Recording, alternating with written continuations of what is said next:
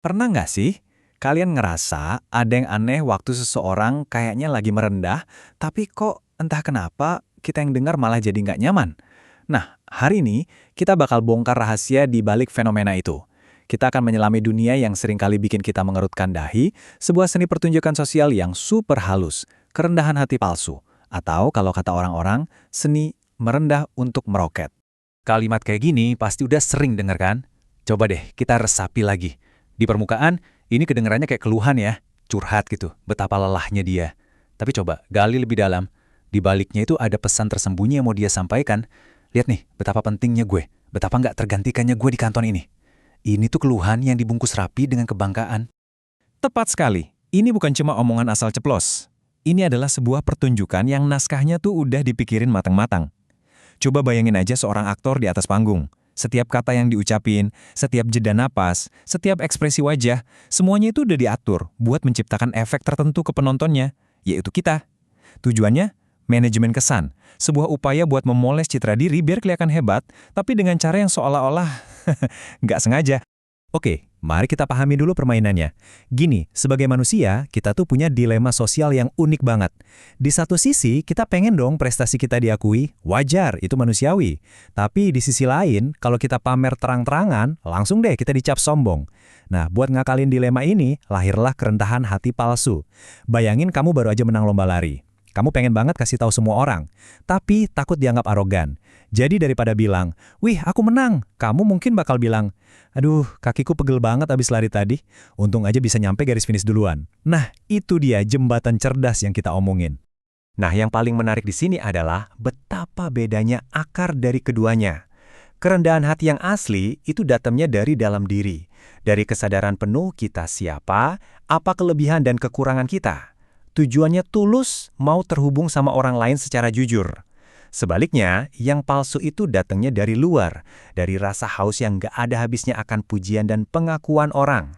Tujuannya bukan koneksi, tapi kontrol. Kontrol atas citra diri di mata orang lain. Jadi, singkatnya, yang satu itu tentang membuka diri, yang satunya lagi tentang membangun tembok citra. Jadi, gimana sih para aktor ini memainkan perannya?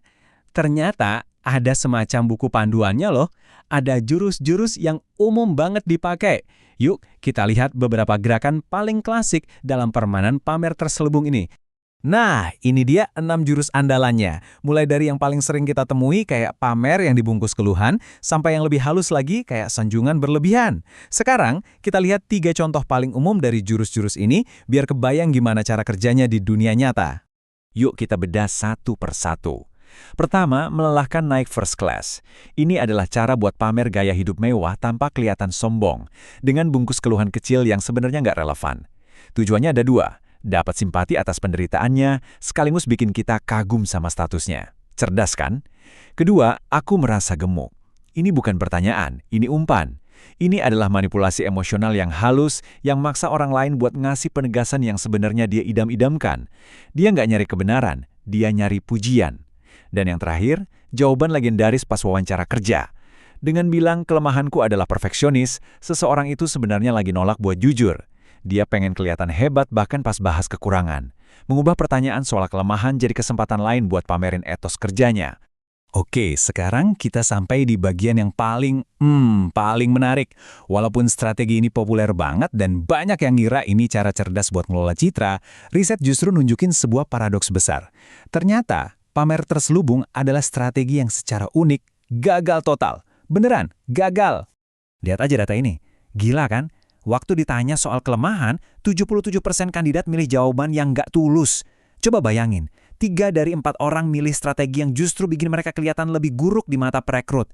Mereka pikir ini cara aman buat tampil keren, padahal yang terjadi malah sebaliknya. Ini tuh bumerang telak. Terus, kenapa strategi ini gagal? Jawabannya simpel tapi dalam banget. Karena ada satu bahan krusial yang hilang, ketulusan. Insting sosial kita ini udah terasa ribuan tahun buat jadi semacam detektor kebohongan yang super peka. Kita mungkin nggak bisa nunjukin dengan tepat apa yang salah, tapi kita ngerasain ada sesuatu yang nggak sinkron, kayak nada sumbang dalam sebuah lagu. Nah, itulah insting kita yang lagi mendeteksi ketidaktulusan. Slide ini ngerangkum semuanya dengan sempurna. Riset dari Harvard nunjukin hasil yang mengejutkan. Orang yang pamer terang-terangan mungkin dianggap sombong, tapi seenggaknya mereka dianggap jujur. Niatnya jelas. Sebaliknya, orang yang pamer terselubung itu kena hukuman double. Mereka dianggap sombong dan nggak tulus. Mereka dianggap penipu. Pada akhirnya, orang ternyata lebih bisa maafin kesombongan yang jujur daripada kerendahan hati yang menipu.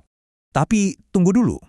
Kalau strategi ini seburuk itu dalam hubungan pribadi, kenapa kita masih terus lihat di mana-mana? Nah, disinilah ceritanya jadi makin kompleks dan, jujur aja, sedikit lebih kelam. Walaupun gagal total dalam interaksi personal, strategi ini secara paradoks justru jadi senjata yang luar biasa efektif kalau dipakai dalam skala yang lebih besar, terutama di panggung politik. Coba kita lihat kisah Kaisar Augustus dari Roma.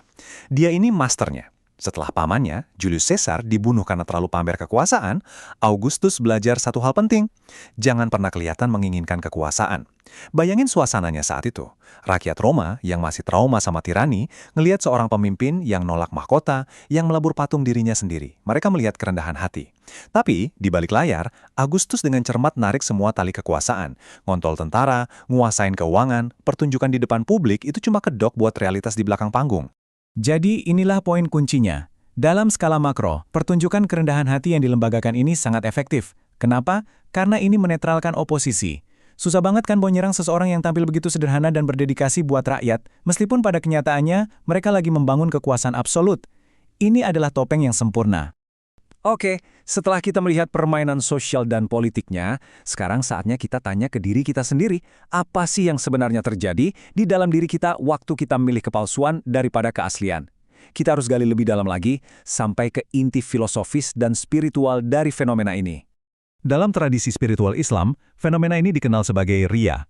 Ini bukan lagi soal etiket sosial, tapi sebuah penyakit batin yang serius. Coba deh bayangin pas kita posting foto lagi beramal di media sosial.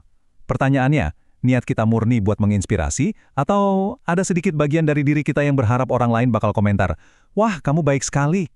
Pergeseran fokus dari melakukan kebaikan, jadi dilihat melakukan kebaikan, nah, itulah inti dari riya.